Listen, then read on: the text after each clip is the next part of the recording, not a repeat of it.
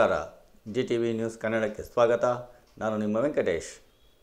ಮಾಗಡಿ ಪಟ್ಟಣದ ಹೊಸಪೇಟೆ ರಸ್ತೆಯ motor winding ಮಣಿರವರ ನೇತೃತ್ವದಲ್ಲಿ ಎಎಚ್ಪಿ ಜನಸೇವಾ ಗ್ರೂಪ್ ವತಿಯಿಂದ ಬಿಬಿಎಂಪಿಯ ಮಾಜಿ ವಿರೋಧ ಪಕ್ಷದ ನಾಯಕ ಎಚ್ ಬಸವರಾಜುರವರ ಮಾರ್ಗದರ್ಶನದಲ್ಲಿ 4ನೇ ವರ್ಷದ ರಸ್ತೆ ಬದಿ ನಿರಾಶ್ರಿತರ ಆರೋಗ್ಯದ ಹಿತದೃಷ್ಟಿಯಿಂದ ಧನುರ್ಮಾಸದ ಕೊರವ ಚಳಿ ತಡೆಯಲು ಕಂಬಳಿ ಹಾಗೂ ಆಹಾರದ ಪೊಟ್ಟಣ ನೀಡುವ ಕಾರ್ಯಕ್ರಮವನ್ನು ನಡೆಸಲಾಯಿತು. ಈ ಸಂದರ್ಭದಲ್ಲಿ ಎಂಆರ್ ರಾಘವೇಂದ್ರ, ಕೆಂಚನಹಳ್ಳಿ ಕಿರಣ್, ಪಾಂಡು, ಮಾರಪ್ಪ, ಭಾಸ್ಕರ್, ಅಂಜು, ಯತೀಶ್ ರವರುಗಳು ಹಾಜರಿದ್ದು ಮಣಿರವರ ಈ ಕಾರ್ಯವನ್ನು ಶ್ಲಾಘಿಸಿದರು.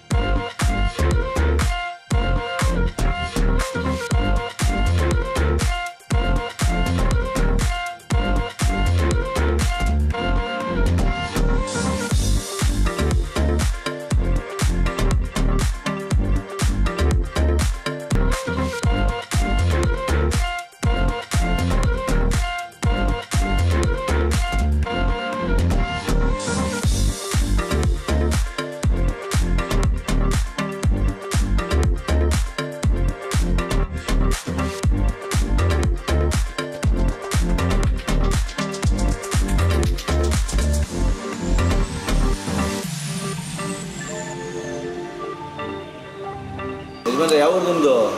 ನಮ್ಮದು ಅರಸೀಕೆರೆ. ಇಲ್ಲೇನು ಮಾಡ್ತಾ ಇದ್ದೀರಾ? ನಿಮಗೆ ಸಣ್ಣ ಪುಟ್ಟ ಕೂಲಿ ಮಾಡ್ತಾಯಿದ್ದೀವಿ ಸರ್.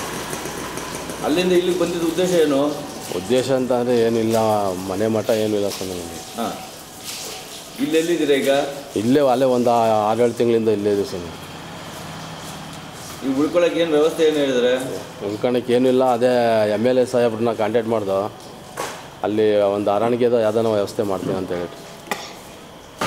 ನಮಸ್ತೆ. ನಮಸ್ಕಾರ.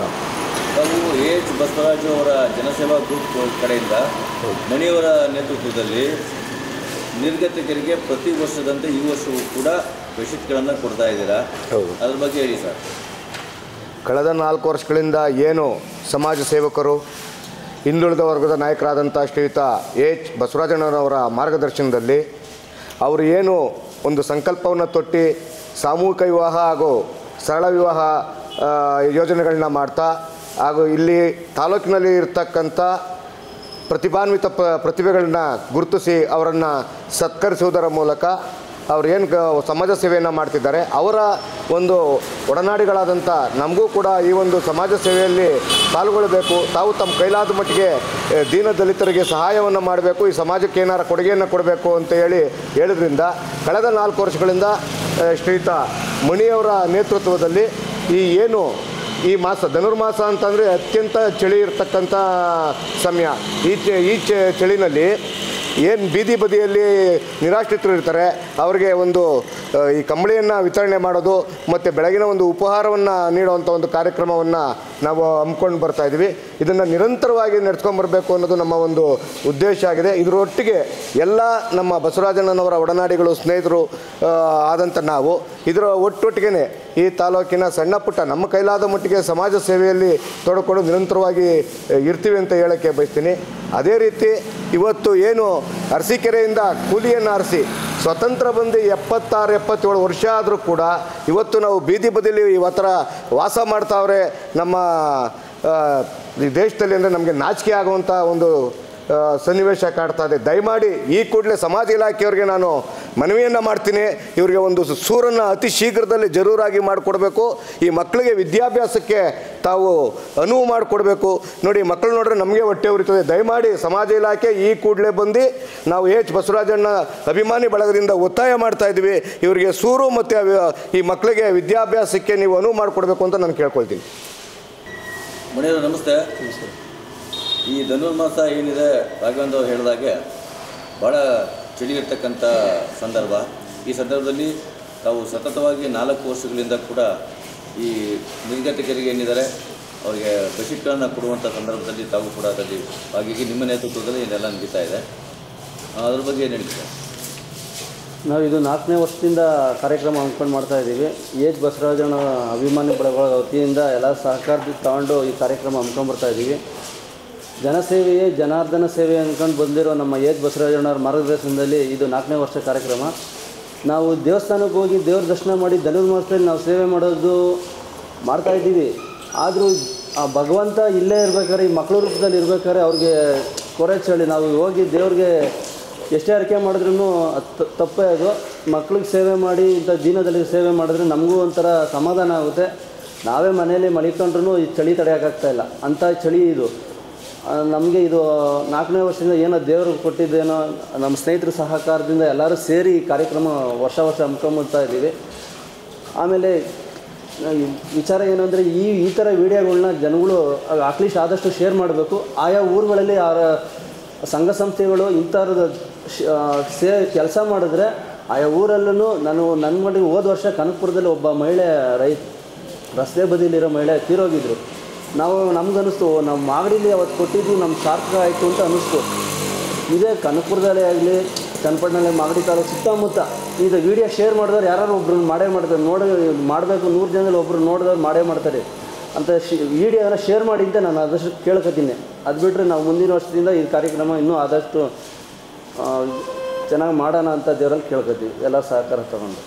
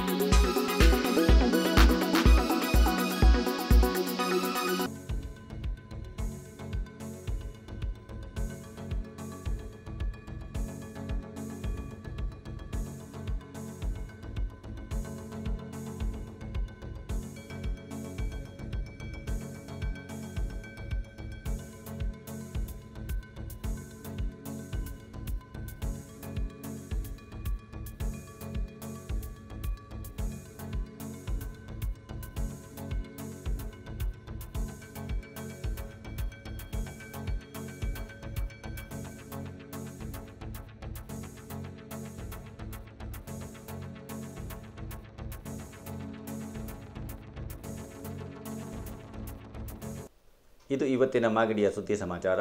ನಿರಂತರ ಸುದ್ದಿ ಸಮಾಚಾರಕ್ಕೆ ವೀಕ್ಷಿಸಿ ನಿಮ್ಮ GTV ನ್ಯೂಸ್ ಕನ್ನಡವನ್ನು. ವಂದನೆಗಳು.